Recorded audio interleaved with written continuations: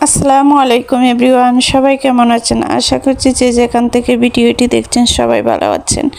আমরাও আল্লাহর রহমতে ভালো আছি। এই তো বাইরে বৃষ্টি দিচ্ছে আর এদিকে আমি ভয়েসটা দিচ্ছি। যদি কোনো সমস্যা হয় একটু ভালো দৃষ্টিতে দেখবেন। এই তো আমি কলমি শাকগুলো বেছে নিচ্ছি। কলমি শাকগুলো দুদিন হয়েছে এনেছিলাম, এখন থেকে বের করে নষ্ট হয়ে যাচ্ছে, তো আমি এগুলো বেছে রান্না করে নেব।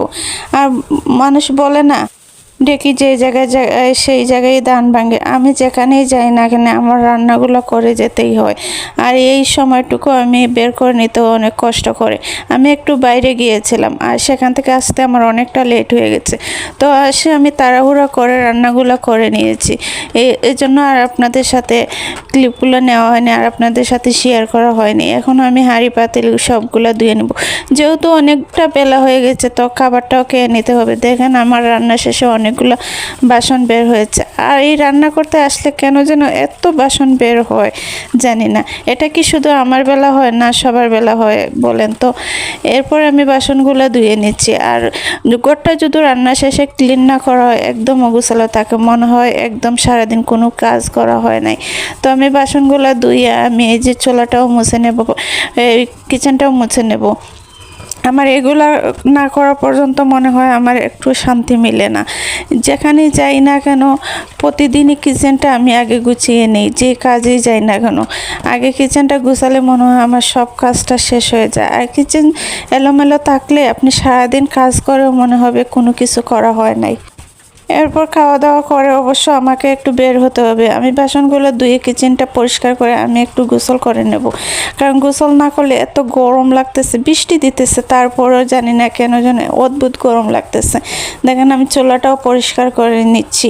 আর এই গরমের মধ্যে শরীর থেকে মনে হয় অনেক দুর্গন্ধ বের হয়, এরকম অবস্থা শুরু হয়। মানে বৃষ্টিতে তারপরে এত ঘাম হয় শরীরে, আসলে কাজ করি তো সেজন্য। আর দেখেন আমি এখানে কারেন্টটাও চলে গেছে। এই যে চার্জার লাইট আছে, চার্জার লাইটটা জ্বালিয়ে আমি কাজগুলো করে নিচ্ছি। কি করব, একটু বাইরে যেতে হবে আর সবগুলো একদম ক্লিন করে চলে যাব। এরপর কিচেনের সাথে সবগুলো রুম মুছে আমি খাওয়া দাওয়া করে এই আমার কিছু জিনিস নিয়ে এসেছিলাম, সেই জিনিসগুলো বের করে নিচ্ছি। দেখেন আমি কিচেনের জন্য কিছু ফ্লাওয়ার নিয়ে এসেছিলাম, যেহেতু আমি শর্ট ভিডিও করি এইগুলো মাস্ট আমার লাগে।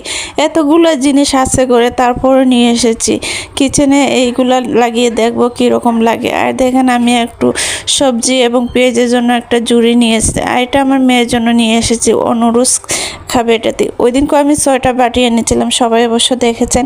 ও বলতেছে একটা বাটি ওকে বের করে দেওয়ার জন্য, ও নুডলস খাবে। পরে আমি ওকে বলছিলাম যে একটা নিয়ে এসে দেবো নুডলস খাওয়ার জন্য। তো আজকে যেহেতু বাইরে গিয়েছিলাম তো ওর জন্য নিয়ে আসলাম। এখন আমি কিচেনে ফুলগুলো লাগিয়ে দেখছি কীরকম লাগতেছে। বলেন তো সবাই কীরকম লাগতেছে? ভালো লাগলে অবশ্যই কমেন্ট করে জানাবেন। আমি এই জন্য নিয়ে এসেছি যে ভিডিও করতে এগুলো একটু দিলে ভিডিওটা একটু ভালো আসে।